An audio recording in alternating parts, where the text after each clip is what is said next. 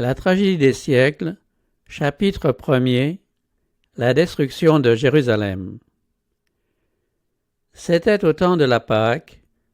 De tous les pays environnants, les enfants de Jacob étaient accourus dans la ville sainte pour participer à leur grande fête nationale.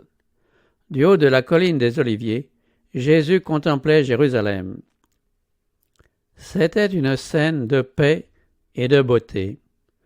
Entouré de vignes, de jardins et de gradins verdoyants qui émaillaient les tentes des pèlerins, s'élevaient en terrasse les palais somptueux et les imposants remparts de la capitale d'Israël. La fille de Sion semblait dire dans son orgueil « Je suis assise comme une reine, je ne verrai point de deuil ». Elle était alors aussi belle, et elle se croyait aussi sûre de la faveur divine qu'à l'époque où le barde royal chantait « Belle est la colline, joie de toute la terre, la ville du grand roi ». En face se dressaient les magnifiques constructions du temple. Sous les rayons du soleil couchant, éclairant la blancheur neigeuse de ses murailles de marbre, rutilaient les ors des tours, des portes et des créneaux. Parfaite en beauté, elle était l'orgueil de la nation juive. Aucun fils d'Israël ne pouvait regarder ce tableau sans un frisson de joie et d'admiration. Mais d'autres pensées troublaient le cœur du maître. Comme il approchait de la ville, Jésus, en la voyant, pleura sur elle. Au milieu de la joie universelle de son entrée triomphale, tandis que s'agitent autour de lui des branches de palmier, que de joyeux hosannas réveillent les échos des montagnes, et que des milliers de voix le proclament roi, le Sauveur est soudain envahi d'une douleur mystérieuse. Fils de Dieu, espérance d'Israël, vainqueur de la mort et du tombeau, il est saisi non par un chagrin passager, mais par une douleur si intense que son visage est inondé de larmes. Jésus ne pleurait pas sur lui-même, bien qu'il sût parfaitement où sa carrière devait aboutir. Il voyait devant lui Gethsémané, le lieu de sa prochaine agonie. Plus loin était la porte des brebis, par laquelle, des siècles durant, des milliers de victimes avaient été menées au sacrifice, et qui allait bientôt s'ouvrir pour lui, antitype de l'agneau qu'on mène à la boucherie. À peu de distance, on distinguait le calvaire, futur théâtre de la crucifixion. Sur le sentier de l'immolation expiatoire que Jésus allait bientôt fouler, un suaire d'effroyables ténèbres l'attendait. Et pourtant, ce n'est pas cette sombre vision qui le navre à cette heure de joie universelle. Aucun pressentiment de l'angoisse surhumaine qui l'attend ne vient jeter son ombre sur son esprit dépourvu d'égoïsme. Jésus pleure sur le sort inexorable de Jérusalem. Il pleure sur l'aveuglement et l'impénitence de ceux qu'il est venu sauver. Plus de 1000 ans d'histoire se déroulaient devant le Sauveur. La faveur et la sollicitude divine, dont le peuple élu avait été l'objet, repassaient devant ses yeux. Là, sur la colline de Morija, le jeune Isaac, victime volontaire, emblème des souffrances du Fils de Dieu, s'était laissé lier sur l'autel. Là aussi, l'alliance, la glorieuse promesse messianique, avait été confirmée au Père des croyants. Là encore, la fumée du sacrifice offert par David sur l'aire d'Ornan, le Jébusien, avait détourné l'épée de l'ange destructeur. Plus que tout autre lieu sur la terre, Jérusalem avait été honorée d'en haut. L'Éternel avait choisi Sion, il l'avait désiré pour son séjour. Des siècles durant, les prophètes y avaient fait entendre leurs avertissements. Les sacrificateurs y avaient agité leurs encensoirs, et les nuages de l'encens étaient montés devant Dieu avec les prières des adorateurs. Chaque jour, le sang des agneaux figurant l'agneau de Dieu y avait été versé. Jéhovah avait manifesté sa puissance dans la nuée éclatante au-dessus du propitiatoire. Là enfin, l'échelle mystique unissant le ciel à la terre, et sur laquelle les anges de Dieu montaient et descendaient, avait ouvert aux hommes l'accès au lieu très saint. Si Israël était resté fidèle à son Dieu, Jérusalem eût subsisté à toujours. Mais l'histoire de ce peuple favorisé entre tous n'avait été qu'une longue série d'infidélités et d'apostasies. Il avait résisté à la grâce céleste, méconnu et méprisé ses privilèges.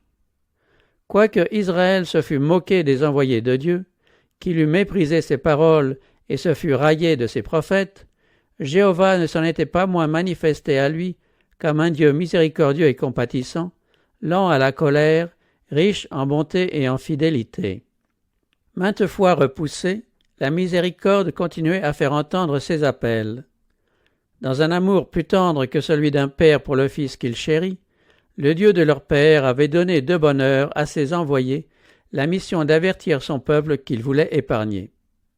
Les appels, les supplications et les réprimandes ayant échoué, il leur avait envoyé ce qu'il avait de plus précieux au ciel, que dis-je, il leur avait donné le ciel tout entier dans ce seul don. C'est lui qui avait transplanté d'Égypte en Canaan la vigne d'Israël, dont sa main avait écarté les nations. Il l'avait entourée d'une haie.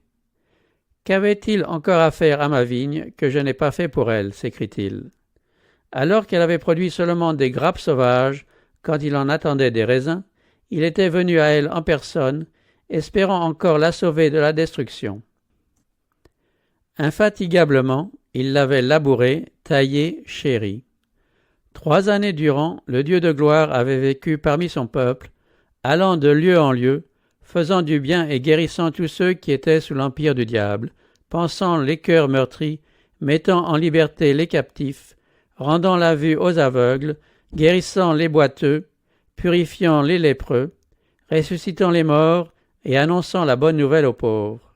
À tous, sans distinction de classe, il avait adressé ce tendre appel: « Venez à moi, vous tous, qui êtes fatigués et chargés, et je vous donnerai du repos. » Bien qu'on lui eût rendu le mal pour le bien, la haine pour sa bonté, il n'en avait pas moins persévéré dans sa mission d'amour. Il n'avait repoussé aucun de ceux qui recherchaient sa grâce. Errant et sans abri, repoussé et méconnu, il avait vécu pour soulager la souffrance, suppliant les hommes d'accepter le don de la vie. Les vagues de la miséricorde, repoussées par des cœurs obstinés, refluant en ondes d'amour inexprimables. Mais Israël s'était détourné de son meilleur ami et de son unique libérateur. Il avait dédaigné ses supplications, méprisé ses conseils et tourné en dérision ses avertissements. L'heure de la grâce et du pardon s'envolait rapidement. La coupe de la colère de Dieu, si longtemps différée, était presque pleine. Les sombres nuages que des siècles d'apostasie et de révolte avaient accumulés, alors gros de menaces, allaient éclater sur la nation coupable. Israël rejetait celui qui seul pouvait le sauver de la ruine imminente et se préparait à le crucifier. Quand le Sauveur sera suspendu au bois, les jours de ce peuple favorisé de Dieu seront révolus. La perte d'une âme est une calamité qui éclipse tous les gains et les trésors du monde. En contemplant Jérusalem, le Sauveur voit la perte d'une ville, d'une nation tout entière. Et quelle ville, quelle nation! Celle qui a été l'élue de Dieu, son trésor particulier. Les prophètes s'étaient lamentés sur l'apostasie d'Israël et sur les terribles calamités que ses péchés lui préparaient. Jérémie avait souhaité que ses yeux fussent changés en une source de larmes pour pleurer nuit et jour les morts de la fille de son peuple, ainsi que le troupeau de l'Éternel emmené en captivité. Aussi, quel devait être le chagrin de celui dont le regard prophétique, embrassant non seulement les années mais les siècles, contemplait l'épée de l'ange destructeur dégainée contre une ville qui avait été si longtemps la demeure de Jéhovah. Du haut de la colline des Oliviers, du lieu même que devaient occuper plus tard les armées de Titus, Jésus, les yeux voilés de larmes, regarde, à travers la vallée, les portiques sacrés du temple. Une vision terrifiante s'offre à ses yeux. Il voit une armée étrangère entourant la muraille de Jérusalem. Il perçoit le bruit sourd des légions en marche. Il entend monter de la ville assiégée les lamentations des femmes et des enfants demandant du pain. Il assiste à l'incendie de la sainte demeure, de ses palais et de ses tours, bientôt transformés en monceaux de ruines fumantes. Franchissant les siècles, son regard voit le peuple de l'Alliance, dispersé en tout pays comme des épaves sur un rivage désolé. Mais dans les châtiments prêts à fondre sur Jérusalem, il n'aperçoit que les premières gouttes de la coupe amère qu'elle devra, au jugement final, vider jusqu'à la lie. Aussi, la compassion divine éclate-t-elle en cette exclamation douloureuse. « Si toi aussi, au moins en ce jour qui t'est donné, tu connaissais les choses qui appartiennent à ta paix. Mais maintenant, elles sont cachées à tes yeux. Il viendra sur toi des jours où tes ennemis t'environneront de tranchées, t'enfermeront et te serreront de toutes parts. Ils te détruiront, toi et tes enfants au milieu de toi, et ils ne laisseront pas en toi pierre sur pierre, parce que tu n'as pas connu le temps où tu as été visité. Jérusalem, Jérusalem, qui tue les prophètes et qui lapide ceux qui te sont envoyés, combien de fois ai-je voulu rassembler tes enfants, comme une poule rassemble ses poussins sous ses ailes, et vous ne l'avez pas voulu. Ô nation favorisée entre toutes, que n'as-tu connu le temps où tu as été visité? J'ai retenu le bras de l'ange de la justice, je t'ai appelé à la repentance, mais en vain. Ce ne sont pas seulement des serviteurs, des envoyés et des prophètes que tu as repoussés, rejetés, c'est le Saint d'Israël, ton Rédempteur. Si tu péris, toi seul en seras responsable, et vous ne voulez pas venir à moi pour avoir la vie. C'étaient aussi les malheurs de toute la famille d'Adam qui arrachaient au Sauveur ce cri amer. En Jérusalem, Jésus voyait le symbole d'un monde endurci, incrédule, rebelle, se précipitant au-devant des jugements de Dieu. Il lisait l'histoire du péché et de la souffrance humaine, écrite dans les larmes et le sang. Ému d'une compassion infinie pour les affligés et les malheureux, il aurait voulu les en préserver tous. Mais comment pouvait-il arrêter le flot des calamités déferlant sur le monde quand, alors qu'il était prêt à se livrer à la mort pour les sauver, si peu d'âmes cherchaient en lui leur unique secours? La majesté du ciel en larmes. Le Fils du Dieu infini, courbé par la douleur et secoué par d'amers sanglots. Ce spectacle, qui provoqua dans le ciel un saisissement général, nous révèle la nature odieuse du péché. Il nous montre combien est difficile, même pour le Tout-Puissant, la tâche d'arracher le coupable à la pénalité de la loi divine. Promenant son regard à travers les siècles jusqu'à la dernière génération, Jésus voyait le monde plongé dans un égarement analogue à celui qui causa la ruine de Jérusalem. Le grand péché des Juifs a été la réjection du Christ. Le grand péché du monde chrétien consistera à repousser la loi de Dieu, base de son gouvernement dans le ciel et sur la terre, et à fouler aux pieds ses préceptes. Alors, des millions d'esclaves du péché et de Satan seront condamnés à la seconde mort pour avoir, dans un aveuglement inconcevable, méconnu le jour de leur visitation. 2 jours avant la Pâque, après avoir dénoncé l'hypocrisie des pharisiens, Jésus, sortant du temple pour la dernière fois, se retira de nouveau avec ses disciples sur le mont des Oliviers. Assis avec eux sur les pentes herbeuses dominant la cité, il contemplait une fois encore ses murailles, ses tours, ses palais. Une fois encore, il voyait l'éclatante splendeur du temple couronnant tel un diadème la colline sacrée. 1000 ans auparavant, le psalmiste avait célébré la faveur que Dieu avait accordée à Israël en élisant domicile dans sa sainte demeure. Sa tente est à Salem et sa demeure à Sion. Il préféra la tribu de Juda, la montagne de Sion qu'il aimait, et il bâtit son sanctuaire comme les lieux élevés. Le premier temple avait été construit au cours de la période la plus prospère de l'histoire d'Israël. David avait réuni d'immenses trésors à son intention. Dieu en avait inspiré les plans. Salomon, le plus sage des rois d'Israël, avait présidé à son érection. Ce temple était l'édifice le plus magnifique que le monde ait jamais vu. Et pourtant, parlant du second temple par le prophète Agé, Dieu avait fait cette déclaration: « La gloire de cette dernière maison sera plus grande que celle de la première. Je ferai trembler toutes les nations, et le désir de toutes les nations arrivera, et je remplirai cette maison de gloire, dit l'Éternel des armées. » Détruit par Nebuchadnezzar, le temple de Salomon avait été reconstruit quelques 500 ans avant Jésus-Christ, après une captivité qui avait duré une vie d'homme. Le peuple était rentré dans un pays dévasté et presque désert. Les vieillards qui avaient vu la gloire du temple de Salomon pleurèrent à la vue des fondations du second temple si inférieures à celles du premier. Le sentiment général était rendu par ces paroles du prophète: « Quel est parmi vous le survivant qui a vu cette maison dans sa gloire première? Et comment la voyez-vous maintenant? Telle qu'elle est, ne paraît-elle pas comme rien à vos yeux? » Puis il énonçait la promesse selon laquelle la gloire de ce temple serait plus grande encore que celle du premier. En effet, le second temple n'avait pas égalé le premier en magnificence. Il n'avait pas été consacré comme le premier par les signes visibles de la présence divine. Son inauguration n'avait été marquée d'aucune manifestation surnaturelle.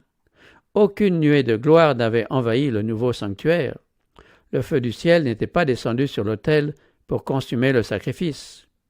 La Shekinah n'avait pas résidé entre les chérubins du lieu très saint. L'arche, le propitiatoire et les tables du témoignage avaient disparu, et aucune voix céleste ne répondait plus au sacrificateur qui consultait Dieu. Durant des siècles, les Juifs s'étaient vainement efforcés de démontrer comment la promesse de Dieu, faite par le prophète Agé, s'était réalisée. L'orgueil et l'incrédulité les aveuglaient sur le sens véritable des paroles du voyant. Ce qui honora le second temple, ce ne fut pas la nuée glorieuse de Jéhovah, mais la présence personnelle de celui en qui habitait corporellement toute la plénitude de la divinité, c'était Dieu manifesté en chair. C'est quand le Nazaréen avait enseigné et guéri dans ses parvis sacrés que le désir de toutes les nations était entré dans son temple. C'est par la présence de Jésus et par cette présence seule que la gloire du second temple surpassa celle du premier. Mais Israël avait dédaigné le don du ciel, et quand l'humble docteur avait franchi le seuil de la porte d'or ce jour-là, la gloire avait abandonné le temple à tout jamais. Déjà ces paroles du Sauveur s'étaient accomplies.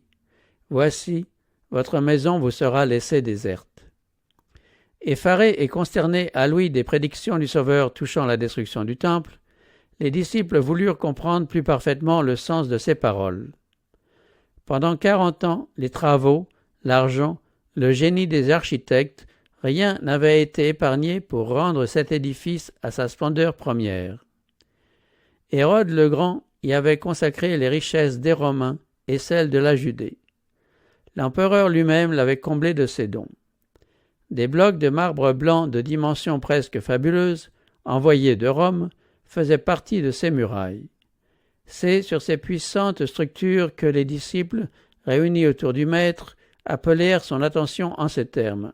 « Maître, regarde, quelle pierre et quelle construction !» Jésus répondit par cette parole saisissante.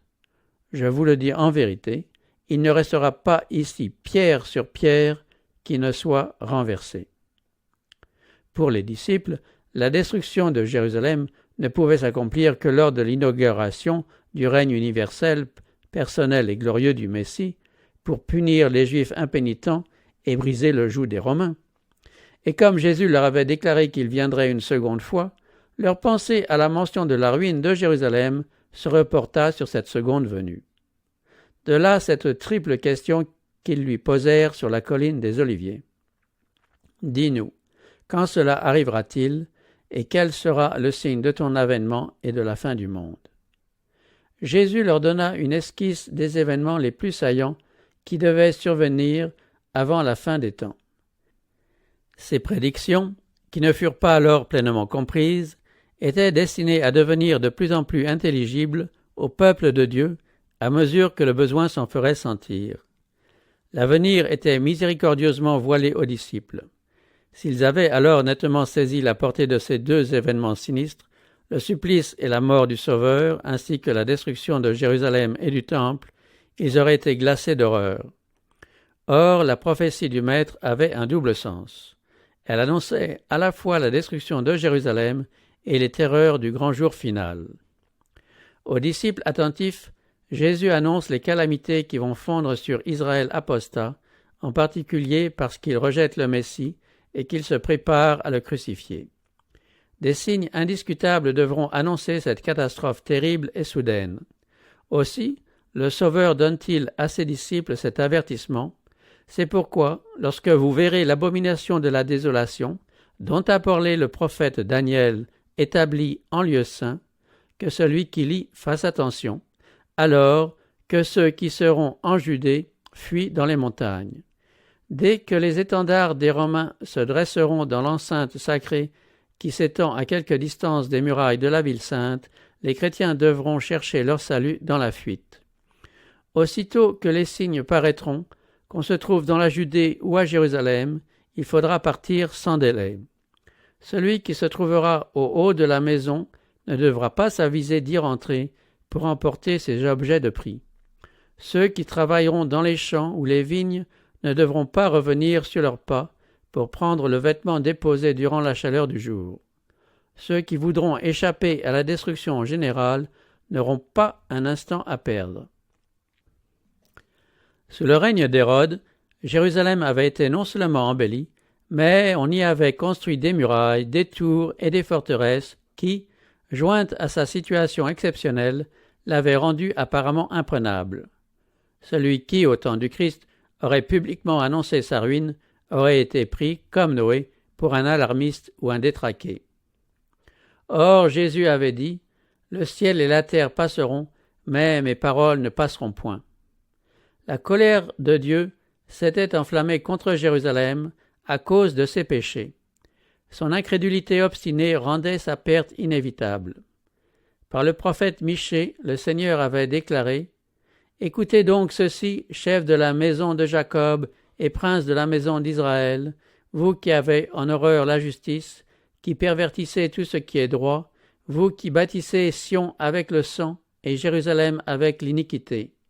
Ces chefs jugent pour des présents, ces sacrificateurs enseignent pour un salaire, et ces prophètes prédisent pour de l'argent. Et ils osent s'appuyer sur l'Éternel, ils disent « L'Éternel n'est-il pas au milieu de nous? Le malheur ne nous atteindra pas. » Ces paroles décrivaient bien la cupidité et la propre justice des habitants de Jérusalem, qui professaient s'attacher strictement à l'observation des préceptes de la loi de Dieu et en transgressaient tous les principes. Ces derniers haïssaient celui dont la pureté et la sainteté dévoilaient leurs projets criminels. Tout en reconnaissant son innocence, ils avaient déclaré sa mort nécessaire à la sécurité de la nation. Si nous le laissons faire, tous croiront en lui, et les Romains viendront détruire et notre ville et notre nation. Ils pensaient, en supprimant le Sauveur, devenir un peuple fort et uni. Ils partageaient ainsi le sentiment du nouveau sacrificateur qui préférait qu'un seul homme mourût pour le peuple et que la nation entière ne pérît point.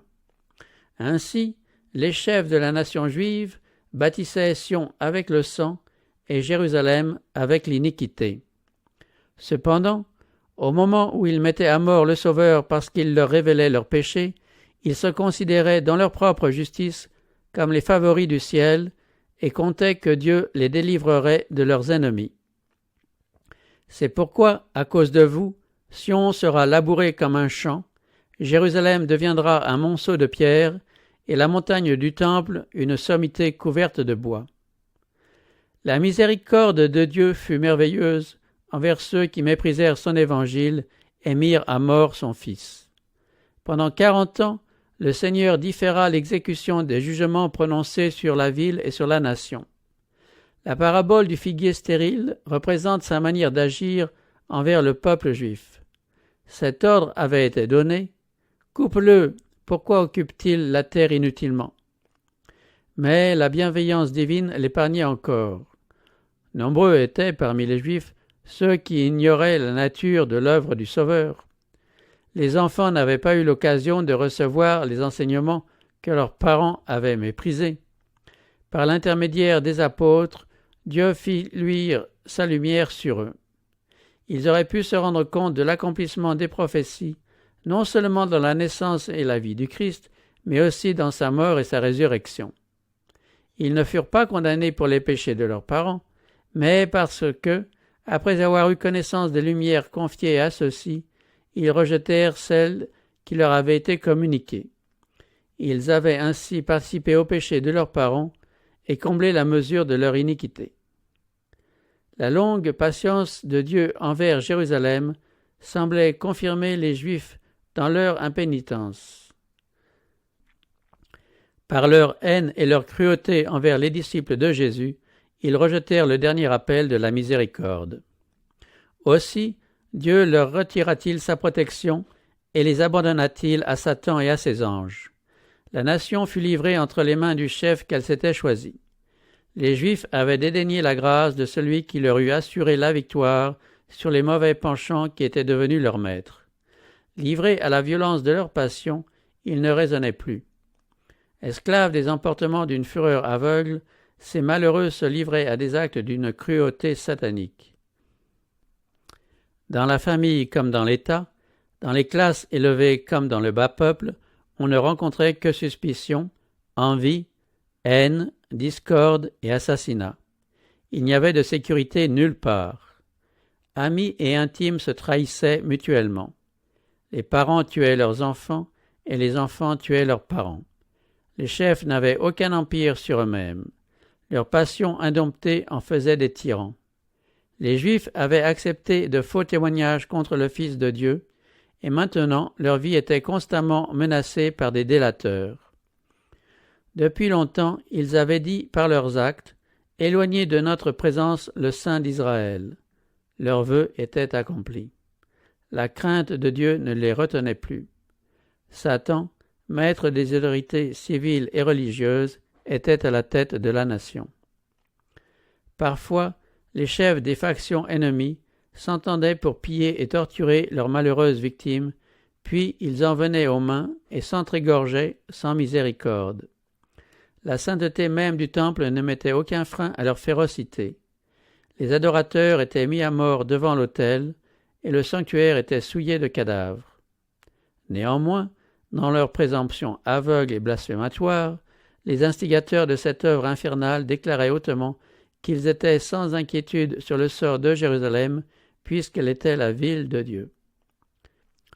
Pour affermir leur autorité, ils subornèrent de faux prophètes qui, au moment même où les légions romaines assiégeaient le temple, proclamèrent que la délivrance divine était imminente.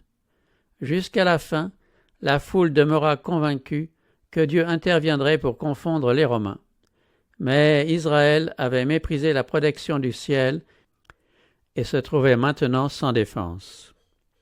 Malheureuse Jérusalem, déchirée par les factions, elle voyait ses rues arrosées du sang de ses enfants massacrés de ses propres mains, tandis que des armées ennemies abattaient ses fortifications et décimaient ses hommes de guerre. Toutes les prédictions de Jésus relatives à la ruine de Jérusalem s'accomplissaient à la lettre. Les Juifs voyaient se réaliser cet avertissement « On vous mesurera avec la mesure dont vous mesurez ». Des signes et des miracles, présages du désastre, apparurent. Au milieu de la nuit, une lumière surnaturelle brilla sur le temple et sur l'autel. Au coucher du soleil, on vit dans les nuages des chariots et des hommes de guerre prêts pour la bataille. Des sacrificateurs qui officiaient de nuit dans le sanctuaire furent terrifiés par des bruits mystérieux. Le sol trembla et on entendit de nombreuses voix qui disaient « Partons d'ici ». À minuit, la porte orientale, si lourde que 20 hommes pouvaient à peine la faire tourner sur ses gonds, et fermée par de puissantes barres solidement fixées dans des pierres massives, s'ouvrit d'elle-même. 7 années durant, on entendit un homme annoncer dans les rues de Jérusalem les malheurs qui allaient fondre sur la ville.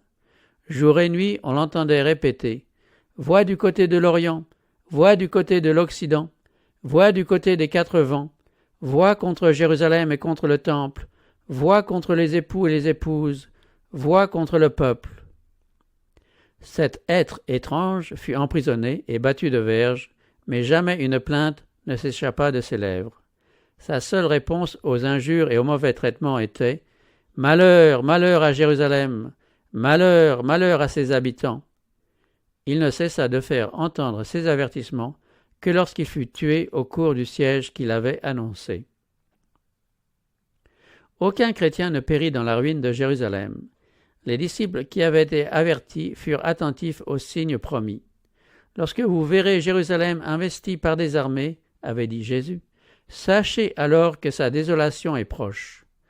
Alors que ceux qui seront en Judée fuient dans les montagnes, que ceux qui seront au milieu de Jérusalem en sortent, et que ceux qui seront dans les champs n'entrent pas dans la ville. » Une armée romaine, placée sous la conduite de Cestius Gallus, avait investi Jérusalem. À peine arrivée, alors que tout semblait favoriser une attaque immédiate, elle levait le siège. Les assiégés, désespérant du succès, parlaient déjà de se rendre, quand le général romain battit en retraite sans la moindre raison apparente. Dieu, dans sa miséricorde, dirigeait les événements pour le bien de son peuple. Le signe promis avait paru, et l'occasion était donnée aux chrétiens sur le qui-vive et à tous ceux qui le voulaient d'obéir à l'ordre du Seigneur. Les choses tournèrent de telle façon que ni les Juifs ni les Romains ne s'opposèrent à leur fuite. Voyant que l'armée se retirait, les Juifs, sortant hors des murs de Jérusalem, se précipitèrent à sa poursuite, ce qui donna aux chrétiens l'occasion de quitter la ville. La campagne également était en ce moment-là débarrassée des ennemis qui auraient pu leur barrer la route. Tandis que les Juifs se trouvaient enfermés dans la ville à l'occasion de la fête des tabernacles, les chrétiens purent donc s'enfuir sans être molestés. Ils se réfugièrent en Pérée, au-delà du Jourdain, dans la ville de Péla. Les forces juives qui s'étaient jetées à la poursuite de Cestius attaquèrent son arrière-garde avec tant d'impétuosité qu'elle fut menacée d'une complète destruction. Elles rentrèrent triomphalement à Jérusalem, chargées de butin et n'ayant essuyé que des pertes légères. Mais cet apparent succès les servit mal. Il leur inspira un esprit de résistance obstinée qui, lorsque Titus en reprit le siège, attira sur la ville des maux indescriptibles. Jérusalem avait été investie durant la Pâque, alors qu'une multitude de Juifs se trouvait dans ses murs. Distribuées avec sagesse, les provisions auraient pu suffire des années durant. Elles furent détruites par les factions rivales des défenseurs, et bientôt les habitants se trouvèrent réduits à une horrible famine. Plusieurs rongeaient le cuir de leurs ceintures, de leurs sandales et de leurs boucliers. Une mesure de blé se vendait 1 talent. Nombre de gens se glissaient la nuit hors des murailles pour aller chercher quelques plantes sauvages à manger. Les uns étaient capturés et livrés à la torture, tandis que ceux qui réussissaient à rentrer dans la ville étaient souvent dépouillés des provisions qu'ils avaient si chèrement obtenues. Les chefs infligeaient les traitements les plus inhumains aux personnes qu'ils soupçonnaient de détenir quelque aliment. Souvent bien nourris eux-mêmes, ils visaient à se faire des réserves pour l'avenir. Des milliers périssaient par la famine et par la peste. Les affections naturelles semblaient éteintes. Des maris volaient leurs femmes et des femmes leurs maris. Des enfants arrachaient la nourriture de la bouche de leurs vieux parents. La question du prophète, une femme oublie-t-elle l'enfant qu'elle allait, reçut cette réponse dans l'enceinte de cette ville perdue. Les femmes, malgré leur tendresse, font cuire leurs enfants, ils leur servent de nourriture au milieu du désastre de la fille de mon peuple. Alors s'accomplit également la prédiction faite 14 siècles auparavant. La femme d'entre vous la plus délicate et la plus habituée à la mollesse, qui par mollesse et par délicatesse n'essayait pas de poser à terre la plante de son pied, aura un œil sans pitié pour le mari qui repose sur son sein, pour son fils et pour sa fille, elle ne leur donnera rien. Des enfants qu'elle mettra au monde, car, manquant de tout, elle en fera secrètement sa nourriture au milieu de l'angoisse et de la détresse, où te réduira ton ennemi dans tes portes. Pour forcer les Juifs à se rendre, les Romains tentèrent de les terroriser. Les prisonniers qui résistaient au moment de leur capture étaient battus de verges, torturés et crucifiés sous les murs de la ville. Il en périssait ainsi journellement des centaines, au point que, dans la vallée de Josaphat et sur le calvaire, les croix furent bientôt si nombreuses qu'on pouvait à peine passer entre elles. Ainsi se réalisait la terrible imprécation prononcée par les Juifs devant le tribunal de Pilate, que son sang retombe sur nous et sur nos enfants. Titus, rempli d'horreur à la vue des monceaux de cadavres qui encombraient les vallées, eût été heureux de mettre un terme à ces scènes abominables et d'épargner à Jérusalem une partie de ces maux. Saisi d'admiration à la vue du temple qu'il contemplait du haut de la colline des Oliviers, il défendit à ses soldats de porter la main sur cette merveille.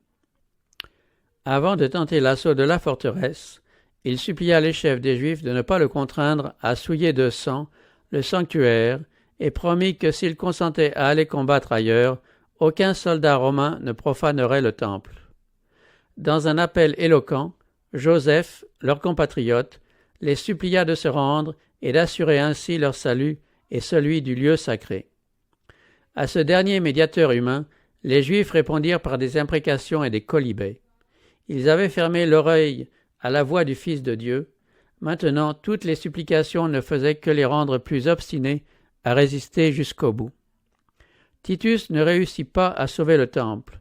Un plus grand que lui avait déclaré qu'il n'en resterait pas pierre sur pierre. L'aveugle obstination des chefs juifs et les crimes affreux perpétrés dans la ville assiégée excitèrent à tel point l'horreur et l'indignation des soldats romains que Titus finit par se décider à prendre le temple d'assaut, résolu toutefois à le conserver s'il était possible. Mais ses ordres furent négligés. Un soir, à peine s'était-il retiré dans sa tente, que les Juifs, sortant du temple, attaquèrent les assaillants. Dans la chaleur du combat, un soldat jeta un brandon allumé à travers le portique. Bientôt, les salles boisées de cèdre qui entouraient le temple furent la proie des flammes. Accourant en hâte sur les lieux avec ses légionnaires, Titus donna l'ordre de combattre l'incendie. Il ne fut pas obéi. Dans leur rage, les soldats passèrent au fil de l'épée un grand nombre de ceux qui s'étaient réfugiés dans le lieu sacré. Le sang coulait comme de l'eau sur les marches du temple. Des milliers de Juifs périrent. Le bruit de la bataille était dominé par des voix qui disaient « Ikabod », c'est-à-dire « la gloire s'en est allée ». Titus n'avait pas réussi à apaiser la fureur de la soldatesque. Pénétrant avec ses officiers dans l'intérieur de l'édifice sacré, il fut émerveillé de sa splendeur. Et comme les flammes n'avaient pas encore atteint le lieu saint, tentant un dernier effort pour le sauver, il conjura ses soldats de combattre les progrès de l'incendie. Armé de son bâton de commandement, le centenier Liberalis s'efforça d'imposer l'obéissance. Mais la présence même du général en chef ne parvint pas à arrêter la rage des Romains contre les Juifs. Rien ne put faire entendre raison à des hommes aveuglés par le carnage et alléchés par l'appât du pillage. Voyant l'or étinceler de toutes parts, à la lumière sinistre des flammes, les soldats s'imaginèrent que des trésors incalculables se trouvaient cachés dans le sanctuaire. Aveuglés par la fumée et les flammes, les officiers durent battre en retraite et abandonner le noble édifice à son sort. Spectacle terrifiant pour les Romains, mais combien plus pour les Juifs. Toute la crête de la colline qui dominait la ville flamboyait comme un volcan. Avec le fracas du tonnerre, les bâtiments, l'un après l'autre, s'effondraient dans un brasier dévorant. Les toits de cèdre ressemblaient à des nappes de flammes. Les pinacles dorés jetaient des reflets embrasés. Des tours s'élevaient des colonnes de fumée et de flammes dont la lueur éclairait les collines avoisinantes. Dans l'obscurité, des groupes d'assiégés, en proie à une angoisse mortelle, suivaient les progrès de l'incendie. Sur les murailles et les éminences de la haute ville, les assiégés, certains atterrés, d'autres exaspérés, se livraient au désespoir ou proféraient de vaines menaces. Les cris des soldats romains et les hurlements des insurgés, périssant dans les flammes, se mêlaient au crépitement de l'incendie, et les échos de la montagne répercutaient les lamentations du peuple massé sur les hauteurs. Des gens à demi-morts d'inanition rassemblaient ce qu'il leur restait de force pour faire entendre une dernière clameur d'angoisse et de désolation. À l'intérieur se déroulait un spectacle plus terrifiant encore. Hommes et femmes, jeunes et vieux, insurgés et sacrificateurs, combattants et suppliants, étaient massacrés sans miséricorde. Et comme le nombre des tués dépassait celui des égorgeurs, les légionnaires, poursuivant leur œuvre d'extermination, devaient escalader des monceaux de cadavres. Le temple détruit, la ville ne tarda pas à tomber tout entière entre les mains des Romains. Les chefs juifs avaient délaissé leur tour imprenable, Titus trouva celle-ci abandonnée. Après les avoir contemplés avec étonnement, il déclara que Dieu seul avait pu les lui livrer. ces machines de guerre auraient été impuissantes contre elle.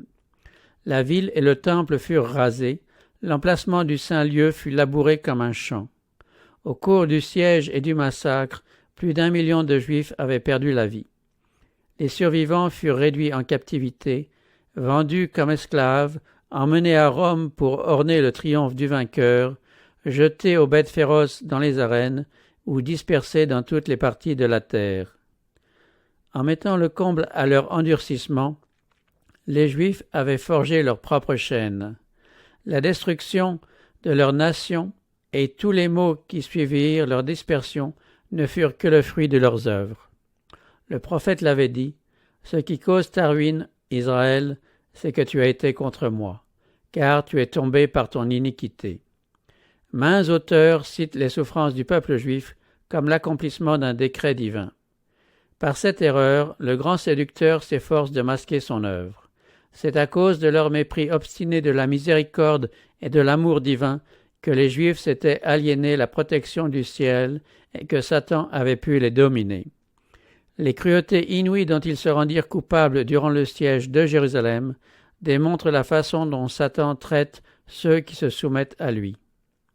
Nous comprenons peu combien nous sommes redevables au Seigneur de la paix et de la protection dont nous jouissons.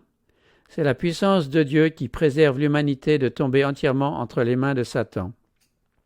Les désobéissants et les ingrats feraient bien de le remercier de la patience et de la miséricorde avec lesquelles il tient en échec la cruauté du malin. C'est lorsqu'on dépasse les bornes de sa longanimité qu'il retire sa protection. Ce n'est pas Dieu qui exécute la sentence qui suit la transgression. Il se borne à abandonner à eux-mêmes les contempteurs de sa grâce, qui récoltent alors la moisson de leur semaille. Tout rayon de lumière rejeté, tout avertissement méprisé, toute mauvaise passion caressée, en un mot, toute transgression de la loi de Dieu est une semence qui porte sûrement ses fruits. L'Esprit de Dieu finit par abandonner le pécheur impénitent et le laisse désarmé devant ses propres passions, comme devant l'inimitié et la malignité de Satan. La destruction de Jérusalem est un avertissement solennel à l'adresse de tous ceux qui restent sourds aux offres de la grâce divine et qui résistent aux tendres appels de sa miséricorde. Jamais on ne vit témoignage plus décisif de la haine de Dieu pour le péché et de la certitude du châtiment qui fondra un jour sur les coupables. La prophétie du Seigneur touchant Jérusalem doit avoir un autre accomplissement dont ce néfaste événement n'est qu'une pâle image. Dans le triste sort de la cité élue, il faut lire ce qui arrivera à un monde qui a rejeté la miséricorde de Dieu et foulé aux pieds sa loi. Sombre est le tableau des souffrances dont notre terre a été le témoin au cours de ces longs siècles de crimes. À contempler les conséquences de la réjection de l'autorité du ciel, le cœur se serre et l'esprit se trouble. Mais une scène plus lugubre encore est cachée dans l'avenir. La longue procession de tumultes, de conflits, de révolutions dont les annales du passé sont faites est peu de chose en regard des terreurs du jour de Dieu, jour où l'Esprit, renonçant à son rôle protecteur, abandonnera entièrement les pécheurs à l'explosion des passions et de la fureur humaine et diabolique. Alors, comme jamais auparavant, le monde contemplera les résultats du règne de Satan. En ce jour-là, comme lors de la destruction de Jérusalem, le peuple de Dieu, tous ceux qui se trouveront inscrits dans le livre seront délivrés. Jésus l'a promis, il reviendra pour prendre les siens avec lui. Toutes les tribus de la terre se lamenteront, et elles verront le Fils de l'homme venant sur les nuées du ciel avec puissance et une grande gloire. Il enverra ses anges avec la trompette retentissante, et ils rassembleront ses élus des 4 vents, depuis une extrémité des cieux jusqu'à l'autre. Alors, ceux qui ne connaissent pas Dieu et ceux qui n'obéissent pas à l'Évangile seront détruits par le souffle de sa bouche et anéantis par l'éclat de son avènement. Comme l'ancien Israël, les méchants se détruisent eux-mêmes. Ils sont victimes de leur iniquité. Une vie de péché les aura tellement éloignés de Dieu et dégradés que la manifestation de sa gloire sera pour eux un feu consumant. Prenons garde de ne pas négliger l'enseignement contenu dans les paroles du Sauveur. De même que Jésus avertit ses disciples de la destruction de Jérusalem et que, pour leur permettre d'y échapper, il leur en annonça les présages certains, il a aussi averti le monde de sa destruction. Il nous a donné des signes de l'approche de ce grand jour, afin que tous ceux qui le veulent puissent échapper à la colère à venir. Il y aura, dit Jésus, des signes dans le ciel, dans la lune et dans les étoiles. Et, sur la terre, il y aura de l'angoisse chez les nations qui ne sauront que faire au bruit de la mer et des flots. Il a voulu que les témoins de signes avant-coureurs de sa venue sachent qu'elle est proche à la porte. Veillez donc, telle est son exhortation. Ceux qui prennent garde à cet avertissement ne seront pas laissés dans les ténèbres pour que ce jour-là les prenne au dépourvu. Mais pour ceux qui ne veillent pas, le jour du Seigneur viendra comme un voleur dans la nuit. Le monde aujourd'hui n'est pas mieux préparé à recevoir le message pour notre temps que les Juifs ne le furent à accueillir l'avertissement du Sauveur concernant Jérusalem. À quelque moment qu'il survienne, le jour du Seigneur prendra les méchants au dépourvu. La vie suivra son cours ordinaire, les hommes seront absorbés par leurs affaires, par leur commerce et par l'amour de l'argent. Les conducteurs de la pensée religieuse exalteront les progrès et les lumières du siècle, et les masses seront bercées dans une fausse sécurité. Alors, tel un voleur qui pénètre à minuit dans une demeure mal gardée, une ruine soudaine surprendra les inconscients et les impies, et ils n'échapperont point.